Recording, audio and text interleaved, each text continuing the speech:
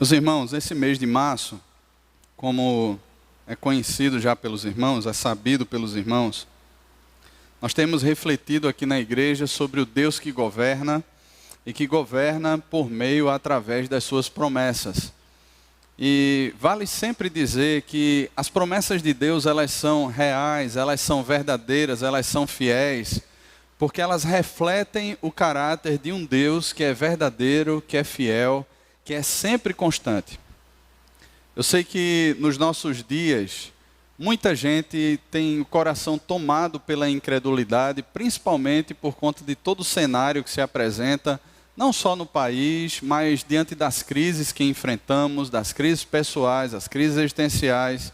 E muitas vezes a gente ora, muitas vezes a gente busca a Deus, e parece que o céu, parece que o teto do quarto da gente, ele é tão denso que é como que se as orações não passassem dali. E às vezes o tempo vai passando, parece que as lutas vão aumentando, e o coração da gente começa a descrer. Mas eu quero estimular o seu coração a buscar a Deus, a confiar, a crer mais, a devotar o seu coração, a buscar a Deus de todo o seu coração, porque assim como o Senhor é fiel e verdadeiro, cada uma de suas promessas são fiéis e verdadeiras.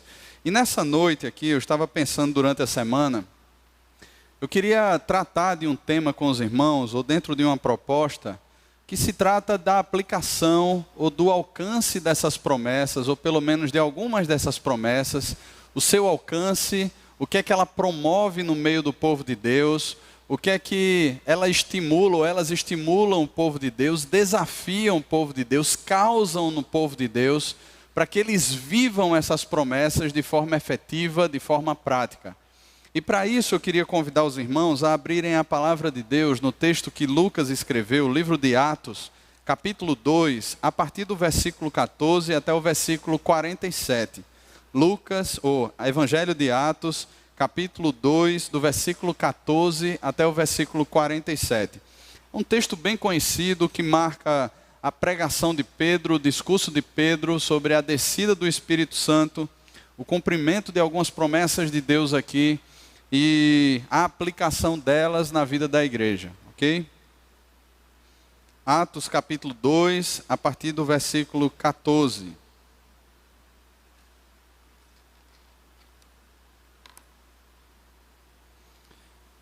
Nos diz assim então a palavra do Senhor. Então se levantou Pedro com os 11 e erguendo a voz, advertiu-os nesses termos: varões judeus e todos os habitantes de Jerusalém, tomai conhecimento disto e atentai nas minhas palavras. Estes homens não estão embriagados, como vindes pensando, sendo esta a terceira hora do dia. Mas o que ocorre é o que foi dito por intermédio do profeta Joel. E acontecerá nos últimos dias, diz o Senhor, que derramarei do meu espírito sobre toda a carne. Vossos filhos e vossas filhas profetizarão, vossos jovens terão visões e sonharão vossos velhos. Até sobre os meus servos e sobre as minhas servas derramarei do meu espírito naqueles dias e profetizarão. Mostrarei prodígios em cima no céu e sinais embaixo na terra, sangue, fogo e vapor de fumaça. O sol se converterá em trevas e a lua em sangue, antes que venha o grande e glorioso dia do Senhor. E acontecerá que todo aquele que invocar o nome do Senhor será salvo. Varões israelitas, atendei a estas palavras.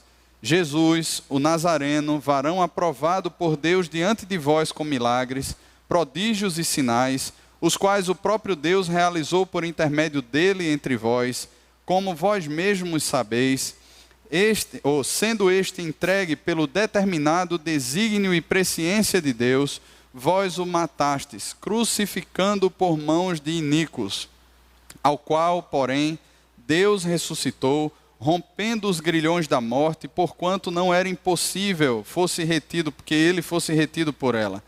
Porque a respeito dele, diz Davi, diante de mim via sempre o Senhor, porque está à minha direita, para que eu não seja abalado. Por isso se alegrou o meu coração e a minha língua exultou. Além disto, também a minha própria carne repousará em esperança, porque não deixarás a minha alma na morte, nem permitirás que o teu santo veja a corrupção. Fizeste-me conhecer os caminhos da vida, encher-me-ás de alegria na tua presença. Irmãos, seja permitido dizer-vos claramente a respeito do patriarca Davi, que ele morreu e foi sepultado, e o seu túmulo permanece entre nós até hoje. Sendo, pois, profeta, e sabendo que Deus lhe havia jurado que um dos seus descendentes se assentaria no seu trono, prevendo isto, referiu-se à ressurreição de Cristo, que nem foi deixado na morte, nem o seu corpo experimentou corrupção. A este Jesus Deus ressuscitou, do que todos nós somos testemunhas. Exaltado, pois, à destra de Deus, tendo recebido do Pai a promessa do Espírito Santo, derramou isto que vedes e ouvis. Porque Davi não subiu aos céus, mas ele mesmo declara: disse o Senhor ao meu Senhor, assenta-te à minha direita, até que eu ponha os teus inimigos por estrado dos teus pés. Esteja absolutamente certa, pois, toda a casa de Israel, de que a este Jesus que vós crucificastes, Deus o fez Senhor e Cristo. Ouvindo eles estas coisas, compungiu-se-lhes o coração e perguntaram a Pedro e aos demais apóstolos: que faremos, irmãos?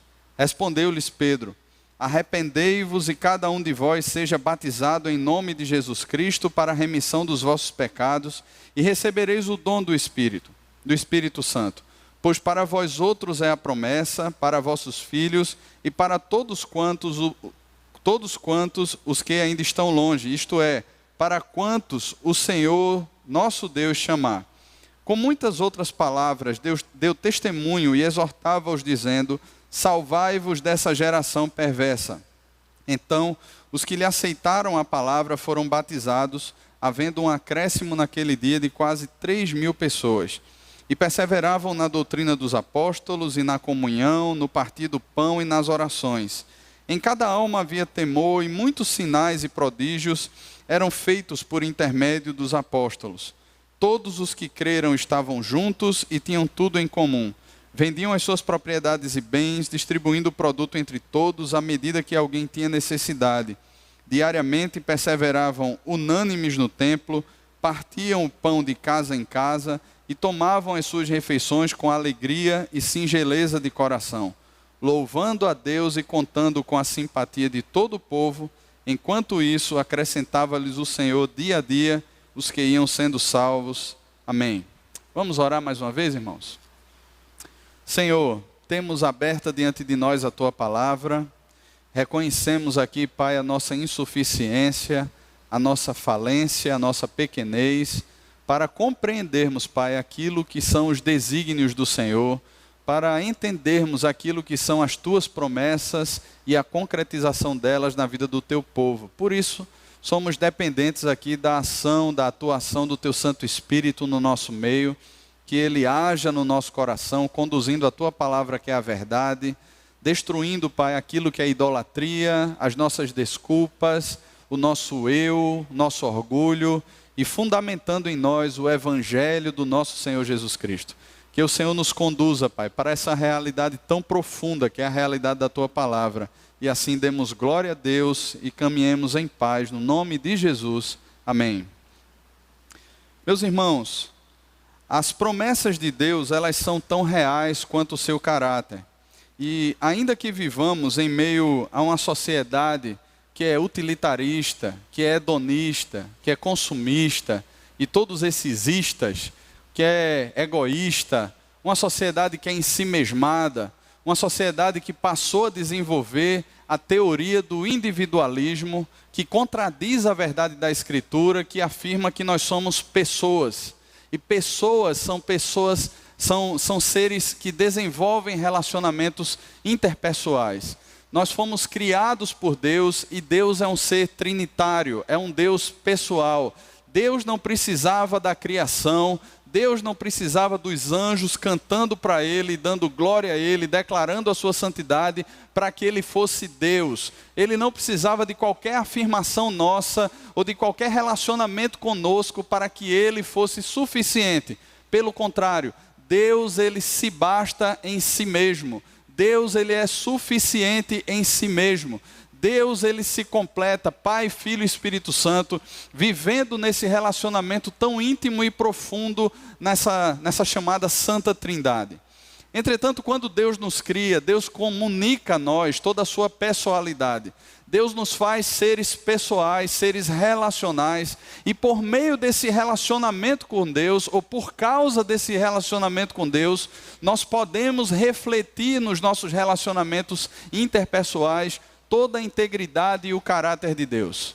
Entretanto, a verdade da queda, ela é real, ela é uma verdade absoluta e ela atingiu a todos nós. E todos aqueles que não conhecem a Deus, a partir da queda, eles passam a desenvolver, e nos quais nós andamos outrora, segundo o curso do mundo, segundo o príncipe da potestade do ar, seguindo as inclinações do coração, como Paulo afirma em Efésios capítulo 2, a partir do versículo 1, essa caminhada do mundo consiste numa perspectiva de relacionamento agora, onde a base é o consumo, onde a base é a conveniência pessoal, onde a base é aquilo que você pode me dar, é o retorno que a nossa relação pode me dar, pode me trazer, é de alguma forma as condições que eu estabeleço para que você possa caminhar comigo, e a partir do frustrar de alguma dessas condições, eu ajo como simplesmente qualquer pessoa que não conhece a Deus age, descartando você.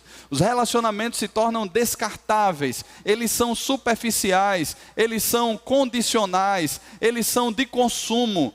O hedonismo leva as pessoas a isso também. A ânsia pelo poder leva as pessoas a olharem para outras pessoas como simplesmente degraus para que se obtenha o propósito maior, que é o poder, que é o conforto, que é a segurança, que é de alguma forma estabelecer algum tipo de reino pessoal sobre a terra. Assim caminham todas aquelas pessoas que não conhecem a Deus, e assim caminhamos nós também um dia. Entretanto, a verdade da cruz se tornou verdade para mim e para você. A verdade, a revelação do mistério de Deus em Cristo Jesus, um dia alcançou o nosso coração. Nós passamos então a viver um relacionamento íntegro com Deus de novo por causa de Cristo. Hebreus capítulo 10 fala que o véu foi rasgado, a carne de Jesus foi rasgada, e nós podemos entrar agora no Santo dos Santos por esse novo e vivo caminho e ter um relacionamento íntimo com Deus face a face, como quem fala ao seu amigo. Nós podemos então entrar e ter essa vida com Deus por causa da justiça de Cristo que foi aplicada à nossa vida, removendo a nossa injustiça, encravando-a na cruz do Calvário, o inscrito de dívida que era contra nós, e nos dando a paz de Deus, e nos fazendo viver também a paz relacional. O apóstolo Paulo em Efésios, ainda no capítulo 2, ele vai dizer que aquela barreira de separação que havia entre judeus e gentios, ela foi derrubada na cruz de Cristo, e agora existe a paz de Deus, que dos dois povos fez um único povo para a glória do Senhor. Essas são promessas de Deus que alcançaram o nosso coração, e diante dessas promessas todos nós dizemos amém, nós nos alegramos com elas. É uma verdade. Talvez você diga assim: olha, não há nada de novo em tudo isso, eu conheço, eu professei a minha fé um dia, ou eu estou me preparando para professar a fé, para receber a água do batismo, eu creio nisso tudo, não há problema no meu coração com relação a isso, eu estou em paz com relação, é teologia bíblica, é teologia reformada, beleza, estou na paz. Entretanto, irmãos, a aplicação dessas verdades em nossa vida é que parece que vem como um entrave ao nosso coração e à realidade que nós experimentamos. Porque, conquanto que sejamos alcançados pela palavra de Deus e tenhamos uma nova vida, ainda que a gente possa desfrutar de todas as bênçãos espirituais nas regiões celestiais em Cristo Jesus, ainda que sejamos unidos em um só espírito, num só corpo, chamado igreja ou corpo de Cristo, o nosso coração parece viver desafios tremendos às relações interpessoais. Parece que as promessas de Deus, elas alcançam um nível intelectual, elas alcançam até certo nível o meu coração, mas existem barreiras ou bloqueios que não permitem que eu possa extravasar, que eu possa romper essas barreiras, que eu possa passar esses limites que muitas vezes o meu próprio coração impõe, e possa viver de forma autêntica, de forma real, a experiência da comunhão e da unidade. Pedro, ele cita aqui alguns textos do Antigo Testamento para embasar a sua afirmação aqui, a sua pregação. Por exemplo, a promessa sobre o Espírito Santo, ele vai citar o profeta Joel, capítulo 2, do versículo 28 ao 32. Quando ele fala sobre Davi, se referindo a Jesus, e não a Davi, se referindo ali a Jesus, Davi falando do Senhor, da ressurreição de Cristo, ele vai citar o Salmo 16, de 8 a 11, o Salmo 89, 3 e 4, o Salmo 132, 11 e o Salmo 110, 1. Todas são promessas de Deus que encontraram o seu cumprimento tanto na vinda de Cristo, na morte e na ressurreição de Cristo, quanto também na descida do Espírito Santo, abençoando ali, promovendo tudo aquilo que para muitos que estavam de fora e permaneciam descrentes, era um estado de embriaguez, quando Pedro então afirma ali que aqueles homens não estão embriagados, mas eles estão desfrutando de uma promessa de Deus que se tornou real, experimentável naquele dia, naquele momento ali. Atos 2:39, Pedro faz questão de afirmar, diante de uma pergunta muito radical feita por aqueles homens, que esta promessa não era apenas para eles, mas que dizia respeito aos filhos e a todos quantos ainda estavam longe, ou aqueles que Deus ainda chamaria de toda nação, povo, língua, de toda a tribo espalhada sobre a terra. Essa pergunta que eles fazem, que faremos pois, ela surge por meio de um temor, de um pavor que toma conta do coração deles, e isso é colocado agora em forma dessa pergunta: que faremos, irmãos? Que faremos, irmãos? Essa pergunta, irmãos, ela surge porque o contexto ou o discurso de Pedro é um discurso que não isenta aqueles moradores de Jerusalém que estavam ali presenciando o derramado do Espírito Santo, mas que também presenciaram toda a via crucis, que presenciaram ali a morte de Cristo, que presenciaram, de certa forma, ouviram já falar alguma coisa sobre a ressurreição de Cristo. Eles não estavam isentos. E eles percebem como que o chão se abrindo diante deles e uma realidade de condenação tomando conta do coração deles. Eles estão atônitos, estão aflitos, estão perplexos diante disso, porque essa realidade espiritual se tornou verdade no coração, e esse é o processo de conversão que eu espero que todos nós tenhamos enfrentado. Porque diante da exposição do Evangelho ao nosso coração, a pergunta que eu um dia fiz, e creio que de certa forma todos nós fizemos, é: que farei eu agora? Que farei eu diante da convicção de que eu sou um perdido pecador, longe do meu Jesus, que eu sou inimigo de Deus, que eu sou inimigo da cruz de Cristo, e de que eu mesmo, ainda que por desígnio de Deus, ainda que seguindo um propósito de Deus, matei o Senhor da glória? Que farei eu agora? E a resposta de Pedro é: arrependam-se, sejam batizados em nome de Jesus, e vocês receberão o dom do Espírito Santo. E aí a extensão dessa promessa é para vocês, para os vossos filhos e para todos que ainda estão longe. Irmãos, quando nós olhamos Gênesis 12, do versículo 1 ao versículo 3, nós encontramos lá a promessa que Deus faz a Abraão: abençoarei os que te abençoarem, amaldiçoarei os que te amaldiçoarem, em ti serão abençoadas ou benditas todas as famílias da terra. E todas as famílias, quando Deus está falando, Deus não está se referindo apenas às famílias judaicas, mas a todos os povos. Até porque na instituição da circuncisão, nós vamos perceber lá que quando Deus fala com Abraão, Deus fala sobre o servo, o escravo nascido na casa dele, sobre o estrangeiro que foi comprado, ou escravo que foi comprado e foi admitido na casa de Abraão. Esses que não eram da linhagem de Abraão também deveriam ser circuncidados. Nós vamos ver na inserção do povo da redenção, Raabe, que era moabita, nós vamos ver Ruth, Raabe não era moabita, era cananeia.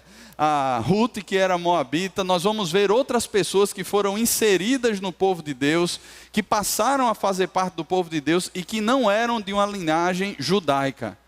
Quando nós olhamos, por exemplo, Romanos, o capítulo 9, até o versículo 3 do capítulo 10, Eu sei que é um texto muito longo, por isso eu não vou pedir. Se você quiser ler em casa depois, Romanos 9 e 10, nós vamos perceber Paulo expressando ali todo o seu coração e todo o seu amor pelos judeus, dizendo assim, olha, eu preferia que o meu nome fosse riscado do livro da vida, se possível, para que eles fossem salvos.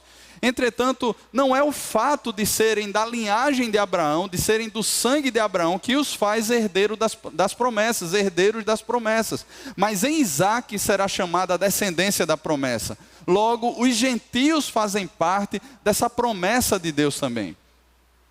Nós não somos um plano B de Deus. Nós não somos um plano que Deus tentou reinventar porque os judeus não deram certo. Nós não somos isso. Mas nós somos os descendentes de Isaque. Nós somos os descendentes da fé. Nós somos os filhos da promessa de Deus.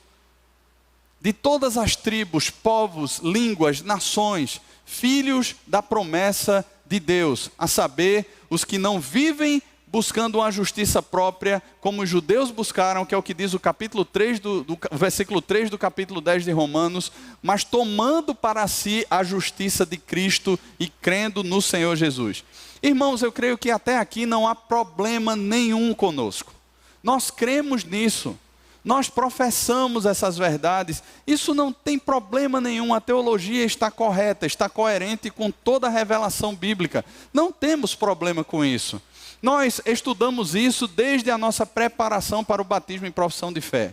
Nós estudamos isso em classes de escola dominical. Nós ouvimos muitas pregações sobre isso e qualquer um de nós pode fazer essas afirmações. Nós não temos problemas sobre isso ou com relação a esse assunto.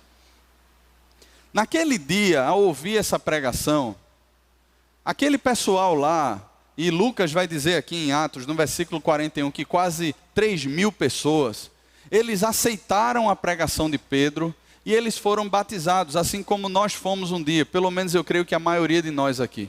Fomos batizados, fizemos a nossa profissão de fé, nos tornamos membros de uma igreja.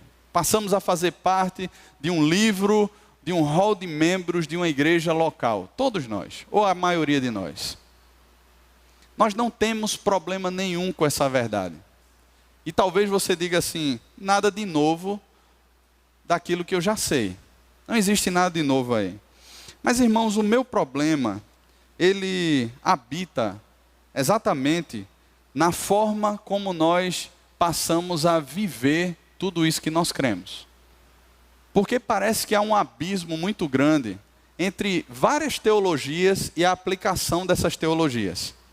Ao meu ver, existe um problema muito grande e é muito sério entre aquilo que cremos em vários aspectos da teologia daquilo que nós vivemos. Parece que é um abismo enorme que existe entre uma coisa e outra. E nós geralmente ficamos do lado de cá. Nós professamos a nossa fé, nós temos as nossas afirmações, sabemos a qualquer um que nos pergunta da razão da esperança que há em nós. Nós somos muito bons nisso. Nós temos um púlpito que procura ser expositivo, que trabalha muito o texto, que trabalha essas questões históricas, as questões gramaticais do texto. Nos grupos pequenos nós estudamos dessa forma, nós levamos a sério, nós no discipulado trabalhamos temas específicos da palavra de Deus, e é muito bom para a gente ter todo esse conhecimento bíblico. Nós temos bons livros, nós temos excelentes pregações no YouTube, de pastores bons, de gente que é boa. Hoje nós temos um acesso muito bom a um número enorme de informações. Você tem podcast, você ouve no seu carro, você baixa as mensagens, o tempo todo nós estamos conectados a informações e informações muito boas. Entretanto, irmãos, o grande problema não estão nas informações que recebemos. O grande problema não reside na teologia que nós temos. O grande problema habita exatamente com o que fazemos dela. O grande problema reside exatamente na prática daquilo que cremos. E aqui eu quero olhar com você um texto que você conhece demais, que é a partir do versículo 42 até o versículo 47, que é a aplicação de tudo aquilo que Pedro falou. de toda a teologia do Antigo Testamento, que encontra a sua concretização ali na morte e na ressurreição de Cristo, na descida do Espírito Santo, como é que isso é aplicado, como é que aqueles irmãos da igreja primitiva compreenderam essa verdade e como eles passaram a viver. Eu vou ler de novo para a gente observar bem esse texto. Veja só. E perseveravam na doutrina dos apóstolos e na comunhão, no partir do pão e nas orações. Em cada alma havia temor e muitos prodígios e sinais eram feitos por intermédio dos apóstolos. Todos os que creram estavam juntos e tinham tudo em comum. Vendiam as suas propriedades e bens, distribuindo o produto entre todos, à medida que alguém tinha necessidade. Diariamente perseveravam unânimes no templo, partiam pão de casa em casa, e tomavam as suas refeições com alegria e singeleza de coração. Veja só, essa era a vida da igreja. Essa era a vida daqueles irmãos. É claro que isso aqui é uma narrativa, não é doutrina para nós, mas ao mesmo tempo, ela aponta para uma realidade, que é uma realidade que confronta o meu coração de forma muito forte. Porque, irmãos, me parece que hoje em dia nós somos muito mais cheios dessa visão ou desse mundo que nós vivíamos e que já fomos tirados dele. Nós não vivemos mais no mundo. A visão do mundo, essa visão secularizada, essa visão egoísta, essa visão hedonista, essa visão que busca estabelecer-se na vida como um tipo de Deus, como um tipo de Senhor, que crê de alguma forma que todo movimento procede de si.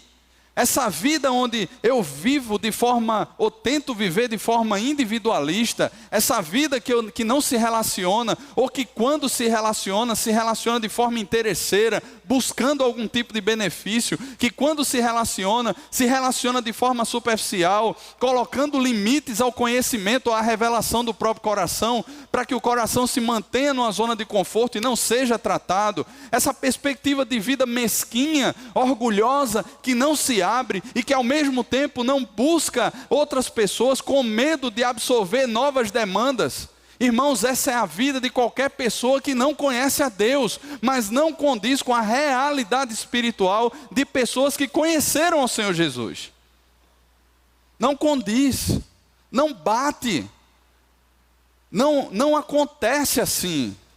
E o testemunho desses irmãos revela isso de forma muito forte, de forma muito clara para mim e para vocês. Isso se torna claro, irmãos. E isso confronta o nosso coração. Porque expõe a nossa carnalidade. Expõe a nossa imaturidade espiritual. Expõe os nossos apegos, os nossos ídolos. Colocam para fora todo o nosso desejo por poder, colocam para fora todo o nosso egoísmo, toda a nossa aproximação interesseira, colocam para fora tudo isso e chocam o nosso coração. E mexem com a nossa zona de conforto. A verdade, irmãos, é que a nossa fé, ela é pessoal. A nossa fé, ela é pessoal. Mas a expressão dessa fé, ela acontece de forma comunitária. Hoje em dia parece que virou moda, né? A gente escuta isso de muita gente por aí. Você está conversando com uma pessoa e a pessoa às vezes se considera como um desigrejado, ou alguém que já foi membro de alguma igreja e está fora, ou alguém até que nunca fez parte de uma igreja e diz assim: olha, eu vivo a minha espiritualidade, eu e o Senhor Jesus. Para mim essa é a mais nova mentira do diabo. Não é nova, né? É velha. E todos nós vamos levantar de alguma forma as causas para essa afirmação. E eu quero dizer a você que isso é tão antigo. Por exemplo, Hebreus capítulo 10. Se você puder abrir a sua Bíblia lá em Hebreus capítulo 10. Hebreus capítulo 10. A partir do versículo 19 até o versículo 25. Eu vou ler o texto e vou contextualizar você, tá ok? Hebreus capítulo 10, a partir do versículo 19, nos diz assim: tendo, pois, irmãos, intrepidez para entrar no santo dos santos, pelo sangue de Jesus, pelo novo e vivo caminho que ele nos consagrou pelo véu, isto é, pela sua carne, e tendo grande sacerdote sobre a casa de Deus, aproximemo-nos com sincero coração, em plena certeza de fé, tendo o coração purificado de má consciência e lavado o corpo com água pura, guardemos firme a confissão da esperança sem vacilar, pois quem fez a promessa é fiel. Perceba agora os verbos todos no plural. Consideremo-nos também uns aos outros, para nos estimularmos ao amor e às boas obras. Não deixemos de congregar-nos, como é costume de alguns. Antes façamos admoestações, e tanto mais quanto vedes que o dia se aproxima. Você sabe o que estava acontecendo aqui, para que o autor aos Hebreus, inspirado pelo Espírito Santo, confrontasse a igreja com essa realidade? Não era uma realidade fácil, irmãos. Aqueles irmãos já haviam passado por uma perseguição muito grande nos dias de Estevão. Eles estavam passando por uma outra perseguição muito grande e provavelmente pastores foram mortos, líderes foram mortos, familiares de muitos daqueles irmãos foram mortos. Era um imperador sanguinário chamado Domiciano, homem cruel, truculento. Muitos daqueles irmãos tinham trauma terrível no coração, porque estar juntos, de alguma forma se reunir, era a lembrança de forma muito clara de gente que morreu. Eu imagino as igrejas que vivem em contexto de perseguição. Essas igrejas que se reúnem em locais que não são muito apropriados, mas que eles não deixam de se reunir. Muitas vezes pessoas se infiltram na igreja com a intenção de simplesmente denunciar que aquilo ali é uma igreja, para que aquelas pessoas sejam presas, para que aquelas pessoas sejam até mesmo executadas. Em muitos países se vive essa realidade. Então, não é simplesmente o trânsito, não é simplesmente a minha desculpa de que eu estou cansado, não é simplesmente a minha desculpa de que eu já fui magoado antes e posso ser magoado depois. Não são essas desculpas fajutas e egoístas, mas a verdade aqui é muito grave, é muito séria, é muito pesada. E o que o autor aos Hebreus, inspirado pelo Espírito Santo, está dizendo é: não deixem de se congregar, como tem se tornado costume de alguns. Pelo contrário, façam admoestações, puxem os irmãos, tragam eles para juntos, não desistam deles, vão atrás, insistam, porque o dia do Senhor se aproxima. A lembrança de que nós somos chamados a uma realidade muito maior, que haverá um dia onde o Senhor da glória virá e tomará para si todo o povo, tribo, língua e nação que Ele tem escolhido para Ele. Essa realidade, ela é tão verdadeira quanto as crises que enfrentamos. Então insistam com esses irmãos, admoestem esses irmãos, porque o dia do Senhor se aproxima. Irmãos, e o fato é que aqueles irmãos tinham lá as suas desculpas, que eram graves, mas estavam sendo instados a permanecer no Senhor e a permanecer juntos, mesmo diante de todos os traumas que as perseguições promovidas pelo Império Romano pudessem ter causado em seu coração. Permaneçam juntos. Qual é a minha e a sua desculpa? A verdade, irmãos, é que fazemos parte de uma igreja onde aproximadamente 1.700 a 2.000 pessoas entram e sentam aqui domingo após domingo. Nós somos uma igreja considerada grande já. E nós não temos como viver apenas com esse relacionamento de dia de domingo, porque isso não é relacionamento. Isso não expressa a unidade e a bênção do Espírito Santo. Não expressa, irmãos. Nós não temos como viver e caminhar afirmando que somos igreja com esse tipo de relacionamento. Não temos. É muito fácil para qualquer um de nós usarmos as nossas máscaras e de alguma forma nos mantermos em uma zona de conforto, vivendo exatamente assim. Nós entramos aqui, conversamos com algumas pessoas, abraçamos algumas pessoas e saímos para viver a nossa vida. E de alguma forma nós não queremos que ninguém se intrometa na nossa vida. Só que essa visão de vida é uma visão de pessoas que não conhecem a Deus. Ela não condiz com a realidade espiritual que a palavra de Deus nos chama a vivenciarmos. Não condiz. Ela é completamente contraditória. Nós podemos então, de repente, porque o nosso coração é perito nessas coisas, nos utilizarmos daquele processo que Tiago na sua carta fala da atração e da sedução para que se peque. É do tipo assim: rapaz, mas você não sabe, eu já fui muito envolvido em igreja, já fiz parte de muita coisa e fui magoado lá.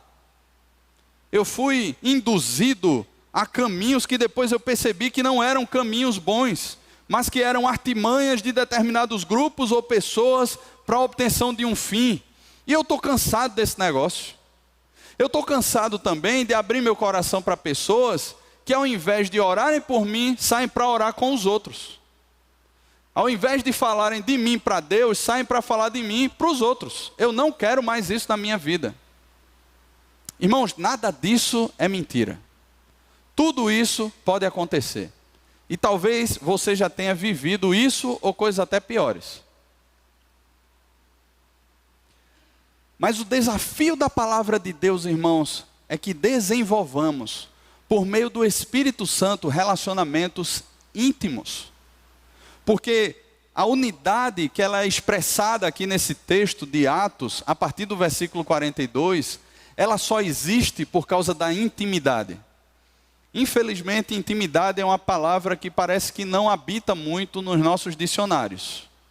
Eu tratei sobre isso hoje aqui de forma bem rápida e como um tipo de metralhadora na escola dominical hoje aqui pela manhã, porque é um tema muito amplo, é muito complexo. Mas esposos que não conhecem a esposa, esposas que não conhecem o seu esposo, pais que não conhecem os seus filhos, filhos que desconhecem os pais e são surpreendidos por vários sustos que acontecem no meio da caminhada, porque a nossa vida acontece numa dinâmica acelerada. Nós estamos em amadurecimento ou não, nós lidamos com experiências e muitas vezes as nossas reações acabam assustando as pessoas. E elas assustam porque nós não conhecemos de fato o coração das pessoas. Porque se conhecêssemos de fato, se estivéssemos próximos, se tivéssemos intimidade com as pessoas e a partir da nossa própria casa, esses sustos poderiam até acontecer, mas seriam mínimos, irmãos. Poderiam acontecer pelo potencial de destruição que existe no nosso coração. Mas seriam mínimos e poderiam ser facilmente tratados, porque estamos com o coração aberto para ser tratado por nosso cônjuge, ou para tratar o coração dos nossos filhos, e até mesmo ouvir a verdade muitas vezes da boca dos nossos filhos. Mas não existe intimidade. E aí nós damos as nossas justificativas. Não, mas é porque minha esposa trabalha fora e eu trabalho fora também, e o dia da gente é muito corrido, a rotina é muito pesada. E nós passamos a abrir brechas nesse processo. Por quê? Nós temos os nossos ciclos de algum nível de amizade e de intimidade lá fora. Às vezes a pessoa que trabalha conosco conhece muito mais o nosso coração, e muitas vezes é um incrédulo, do que a esposa, do que o marido. E nós passamos a abrir uma brecha terrível para uma possível queda. Isso no contexto de casa. Mas se isso acontece dentro de casa, acontece também na igreja. E se acontece em todos esses ambientes, irmãos, ele acontece porque acontece na nossa vida com Deus também. Você percebe, por exemplo, o Salmo 139, o salmo que Davi escreveu, onde Davi fala da forma ou do jeito como Deus se relaciona conosco. E ele vai dizer e vai mostrar de forma muito clara naquele salmo que a forma de Deus se relacionar conosco não é uma forma superficial. Não é uma forma onde Deus tem conhecimento do nosso coração pelas ações que nós desenvolvemos, mas é a forma que Deus se relaciona conosco de forma íntima, conhecendo, vasculhando o nosso coração de forma tão profunda, ao ponto de conhecer as nossas motivações, as palavras antes que cheguem à boca, os atos antes que aconteçam. É assim que Deus se relaciona. Então o problema não está na forma como Deus me vê, de como Deus se relaciona comigo, mas o problema está na forma como eu vejo Deus e como eu me relaciono com Deus. O problema não está no amor de Deus por mim, mas no meu amor por Deus. Porque esse mesmo amor, essa mesma vida que eu tenho com Deus, essa superficialidade, essa falta de intimidade com Deus, ela vai ser expressada agora nas minhas relações interpessoais, irmãos. Nós vamos viver de forma horizontal aquilo que nós vivemos com Deus. Nós vamos andar nos nossos relacionamentos da mesma forma como nós andamos com Deus. E talvez seja de forma meramente institucional. Eu faço parte da SAF, eu faço parte de grupos pequenos, então eu tenho um nível institucional de relacionamentos, mas que são impostas algumas barreiras dentro desses relacionamentos, onde eu não posso ser em integridade, revelar o meu caráter, por conta de uma série de demandas que eu tenho, que eu já falei aqui hoje. Mas esse não é o chamado de Deus para nós. E a expressão disso está exatamente nessa unidade que era experimentada por essa igreja que nasce aqui. Toda pujança, toda efetividade, toda a bênção, toda a beleza da vida no Espírito. Evangelho de João, capítulo 17, a partir do versículo 20. O Senhor Jesus fala da unidade dele com o Pai. Eu fiz questão de marcar esses versículos, porque em versículos anteriores, Jesus, ainda que isso atinja a nossa vida, ele está se referindo exclusivamente aos seus apóstolos que estão ali. Mas a partir do versículo 20, Jesus diz assim: olha, eu não rogo somente por estes, mas por todos aqueles que vierem a crer. Assim como eu sou um contigo, ó Pai, e eles em mim, que eles sejam um, para que o mundo creia que eu estou neles e que eles estão em mim. Ou seja, irmãos, o mundo passa a crer, o mundo passa a ser impactado por meio de pessoas que se compreendem agora, que têm uma consciência não apenas mental, mas uma consciência real de que estão em Cristo e que por estarem em Cristo fazem parte de um corpo chamado igreja e que vivem essa vida de igreja com toda a sua efusividade, com toda a sua beleza, com toda a intimidade, com toda a unidade, ainda que em meio à diversidade. Porque nós somos diferentes. Nós vimos de contextos diferentes. Nós tivemos experiências diferentes. Nós temos, às vezes, forma de vestir diferente, cabelos diferentes, gostos diferentes. Mas o que nos une é muito maior do que qualquer aparência. É muito maior do que qualquer jeito pessoal nosso.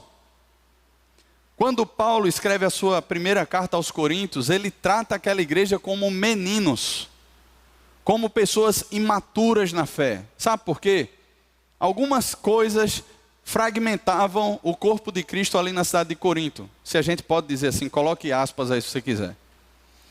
Por exemplo, eu sou de Paulo, eu sou de Apolo, eu sou de Cefas, eu sou de Cristo.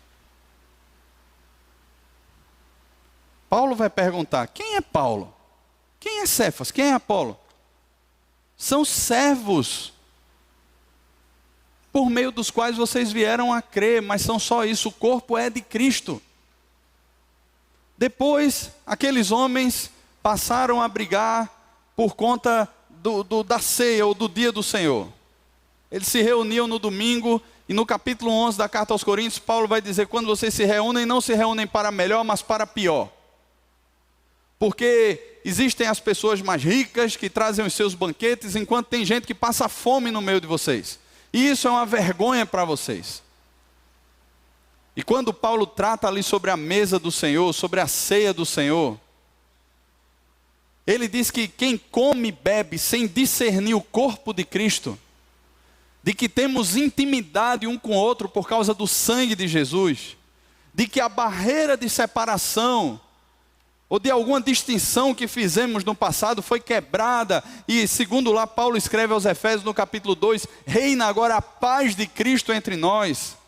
Ou no capítulo 4, quando ele nos chama a andar de forma condizente com a nossa identidade, com a vocação a que fomos chamados, e trata sobre um único Espírito, um único Deus, uma única palavra, um único batismo, que nos fez um único corpo.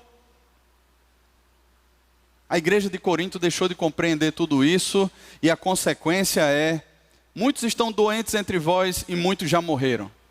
E eu creio, irmãos, que muitas das crises que enfrentamos, Muitas das pessoas que adoecem no nosso meio, elas adoecem, elas amargam, não só doenças físicas, mas de doenças emocionais. Pessoas que ficam secas, amargas, filhos que observam essa vida seca dos seus pais e crescem pensando que a igreja é uma representação teatral de dia de domingo apenas, mas que nos outros momentos, nos outros instantes, qualquer instância da igreja pode ser cozinhada ou fritada numa panela dentro de casa onde a gente senta para falar mal de todo mundo.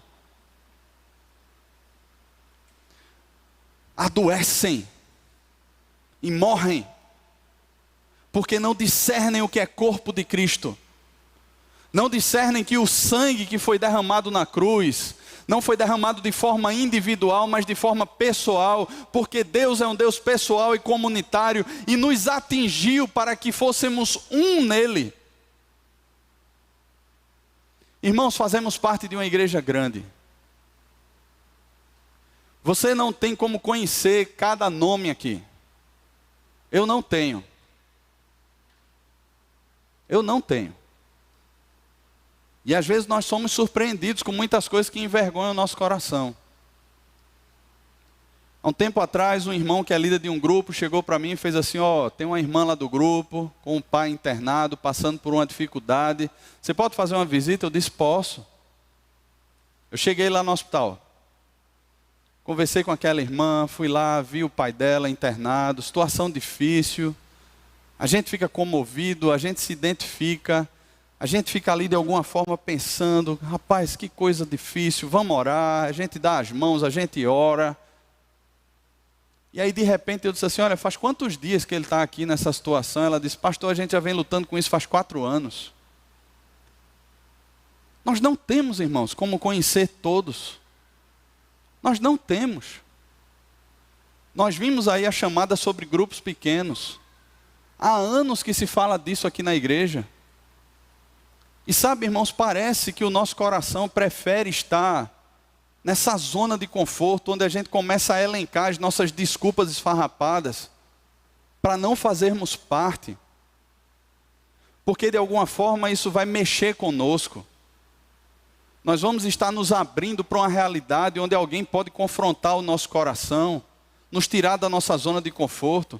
Nós estamos nos abrindo para uma realidade onde de repente nós vamos assumir demandas da nossa vida, porque nós vamos lidar com pessoas que são problemáticas como nós somos. Que tem lá as suas doidices como nós temos. E nós vamos lidar com essas realidades e vamos assumir demandas. E as nossas demandas também serão assumidas. E essa não é, irmãos, uma invenção nova. Imagine, eles não tinham templo aqui. Quando eles iam para o templo aqui se reunir, era o templo dos judeus. Provavelmente no momento onde não estava havendo culto judaico, eles iam para lá. Mas nos domingos eles se encontravam no pavilhão do templo, até porque o dia lá do judeu era no sábado, e eles se reuniam no domingo no pavilhão do templo, ou em outras áreas, se encontravam. Mas o que o texto nos fala aqui é que eles estavam se encontrando diariamente, ou que eles se encontravam diariamente de casa em casa. Partiam pão juntos, oravam juntos. Eles sabiam as crises um dos outros. Eles sabiam as lutas pessoais. Eles sabiam as necessidades. E aí, irmãos, fica mais tranquilo a gente pensar numa realidade onde eu posso vender o que eu tenho e emprestar ou dar a você e ajudar você à medida que você tem necessidade, porque eu me identifico com você. E para que haja identificação, é necessário que se haja intimidade. É necessário isso. Não tem como vivermos uma vida superficial e simplesmente porque tem muito, a gente pode abrir mão de um pouquinho aqui para abençoar a Deus. Isso não é unidade, irmãos. Ainda que abençoe alguém, mas essa unidade parte de uma identificação comunitária. Essa unidade, ela parte de intimidade, de gente que está abrindo o coração, de gente que não está cheia de orgulho, cheia de prepotência, que se acha, mas que se coloca como servo para ser abençoado e para abençoar. Em meio a essa vida de comunidade. E aí, irmãos, quando nos reunimos aqui no domingo, a gente vai continuar sem conhecer todo mundo. Mas a gente vai saber que é um só corpo à medida que expressamos toda a vida que a gente desenvolve durante a semana. Uns com os outros, ferro afiando ferro, caminhando juntos numa só direção. Há um tempo atrás, e isso é tão interessante, há um tempo atrás a gente foi para uma conferência lá em Goiânia. E antes de ir para Goiânia, a gente ficou hospedado na casa de um amigo lá em Brasília. E esse amigo lá levou a gente para ir almoçar numa praça de alimentação lá, alguns restaurantes e tal. E aí, quando a gente estava na fila lá do restaurante, a gente começou a brincar uns com os outros, a rir, e falando de Jesus mesmo, das experiências, e disso, daquilo, outro, aí abraçava, rapaz, tu é uma bênção, tal, aquela coisa toda. E quando a gente chegou na hora lá, na fila, na vez lá no caixa, a moça olhou para a gente e fez assim, vocês são crentes, né? Aí, rapaz, somos, tal, não sei o que, a gente está aqui, vai ficar em Brasília hoje, está indo para uma conferência lá em Goiânia, tal, aí começamos a conversar. Ela fez assim, interessante, porque poucas pessoas se relacionam assim, riem, se abraçam, falam de Jesus abertamente. A gente estava aqui, não é que a gente estivesse prestando atenção assim, mas a gente estava ouvindo aqui. E aí assim, todo mundo lá fez o seu pedido, foi sentar, e aquele amigo da gente, que é um evangelista tremendo, ele ficou lá conversando com aquela moça. E quando ele começou a falar de Jesus para ela, a outra atendente, ela ficou assim num cantinho, e ele ficou lá falando de Jesus para ela. Saiu lá o númerozinho da gente, a gente chegou lá para pegar o pedido, e ele fez assim, ó gente, essa moça aqui estava afastada do evangelho, mas eu creio que ela vai voltar para Jesus hoje. E aí a outra amiguinha dela que está ali, ó, está ali porque ela está orando por ela, já não sei quanto tempo aí, e está ali no cantinho orando ali, enquanto eu falo de Jesus para ela. Vamos dizer para ela o quanto Jesus é bom na nossa vida, e a gente começou a dizer algumas coisas lá. E aí os olhos daquela moça ficaram cheios d'água. E eu fiquei pensando, irmãos, o que foi que atraiu a atenção dela para um bando de marmanjo feioso, com sotaque de nordestino que estava falando ali? Ela disse, a forma como vocês estavam conversando, rindo, se abraçando, a gente escutou que vocês estavam falando de Jesus. O problema é que a gente como igreja, né, a gente vai querer agora fazer uma programação. Vamos criar uma programação, um evento. Todo mundo para a fila lá no Rio Mar, todo mundo lá no Tacaruna, no Shopping Recife, vamos formar lá umas filas e todo mundo se abraçar e falar de Jesus e sorrir um para o outro. Vamos criar um movimento assim para que de repente alguém pergunte. Não é nada disso, irmãos. Parece que a igreja gosta desses movimentos, né? Mas não é nada disso. É algo espontâneo. Eu lembro, irmãos, de um grupo de adolescentes que eu comecei a acompanhar muito tempo atrás, hoje já são jovens. E não era porque eram apenas da mesma sala na escola, nem tampouco porque estudavam na mesma escola. Mas esse pessoal começou a compartilhar a fé na escola. E tem hoje jovens aqui que são fruto desse ministério, que não era nada institucionalizado. Era simplesmente alguns adolescentes na época que disseram assim, olha, a gente vai sentar para estudar a Bíblia no intervalo, a gente vai começar a convidar amigos para o pequeno grupo, a gente vai começar a discipular algumas pessoas, a gente vai se aproximar, se abrir. E pessoas foram acrescentadas à igreja pelo Senhor Jesus por meio dessa simplicidade. Por meio dessa vida que extrapolava os limites do corpo e que passou a ser compartilhada com outros de alguma forma. Irmãos, nós temos grupos pequenos aqui na igreja. Quem faz parte de um grupo pequeno aqui, por favor, levanta a mão aí. Que bênção, olha só. Dá uma olhada aí. Fica aí, irmãozinho, com a mão levantada. Espero que você tenha colocado desodorante hoje. Que bênção.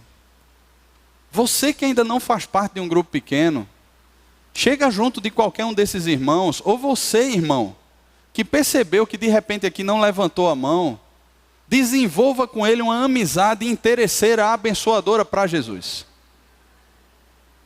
O mundo é interesseiro, abençoadora para si mesmo, nós para Jesus. Desenvolva com ele. Não fique esperando que um ministério institucional dirija alguém para o seu grupo pequeno. Vá atrás. Descubra. procure, busque. Nós somos chamados, irmãos, a viver corpo de Cristo. Nós não podemos ficar de alguma forma felizes com o fato de pessoas simplesmente entrarem e saírem daqui e não experimentarem a bênção que é estarmos juntos, desfrutando dessa comunhão, desfrutando da palavra, das orações e também do lanchinho depois. É bênção demais. Mas não só nas quartas ou quintas-feiras, quando seu grupo se reúne. Nós somos chamados a desenvolver relacionamentos o tempo todo, irmãos. Eu falei sobre isso aqui no culto da tarde. 2 pessoas me procuraram e disseram assim: rapaz, você falou do seu grupo lá em Aldeia, eu moro em Camaragibe, eu queria ir para o seu grupo, tem como? Eu disse, na hora, passa teu contato aí, adiciona aqui, vem cá, vamos caminhar junto. É assim, irmãos. É assim. E é assim que a gente vai sendo edificado. E a gente vai desenvolvendo essa unidade.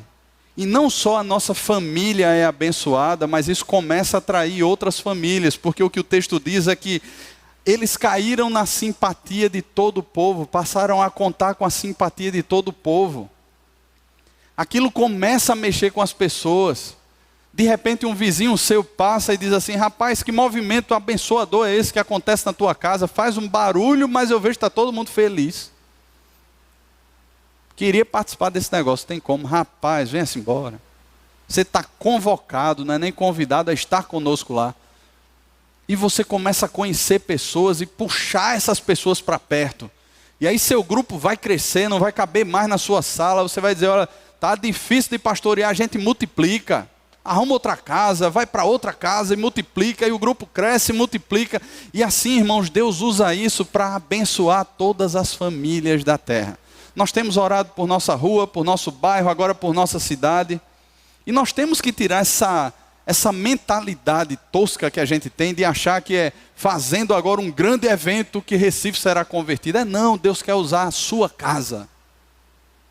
Deus quer usar a sua família, Deus quer usar esse relacionamento que você tem com irmãos aqui, que promovem a bênção da glória do Senhor no meio de vocês e que passa a atrair outras pessoas que Deus mesmo já tem escolhido e que Ele vai mandando, que vão ser despertadas de alguma forma, ou que você interesseiramente vai atrás, não sei nem se essa palavra existe, vai atrás dessas pessoas e puxa essas pessoas.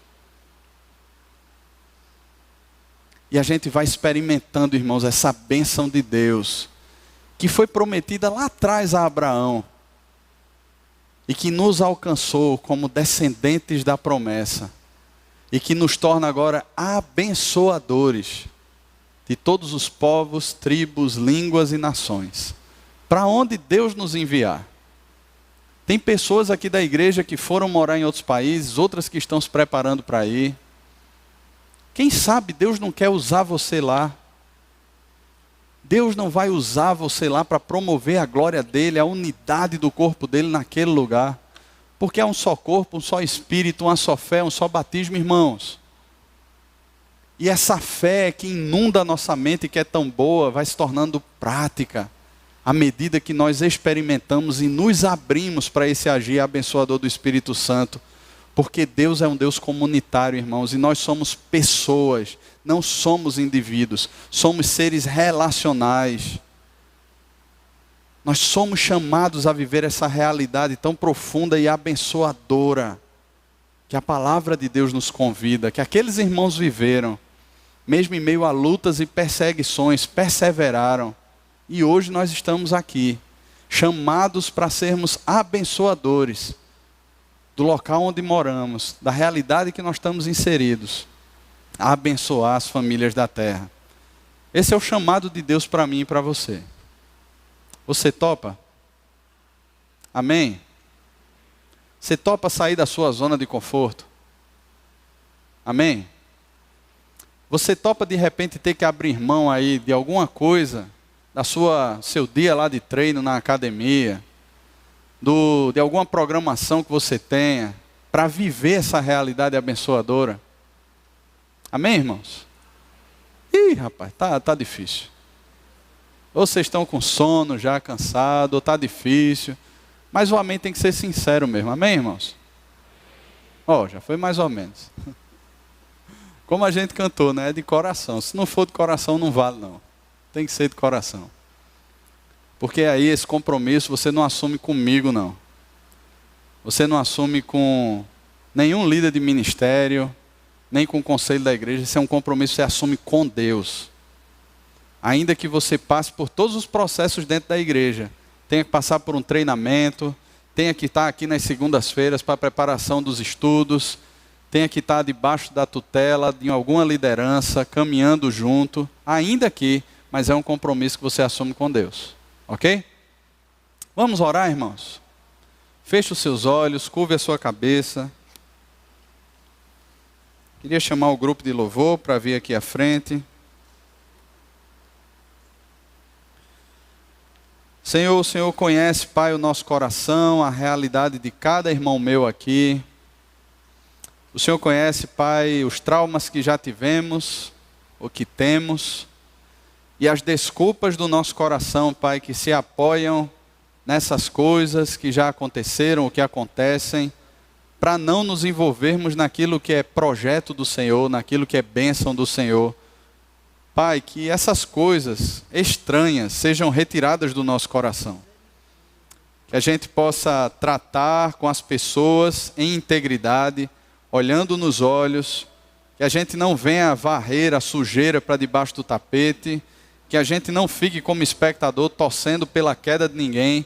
Mas que a gente possa ser usado pelo Senhor, Pai, usados pelo Senhor para abençoar. Para de alguma forma, Senhor, vivermos essa realidade tão profunda, tão bíblica e tão abençoadora, que é a unidade, que é a comunhão, que é a intimidade do teu povo com o Senhor e uns com os outros, Pai. Nos abençoa sim, Pai. Precisamos do Senhor.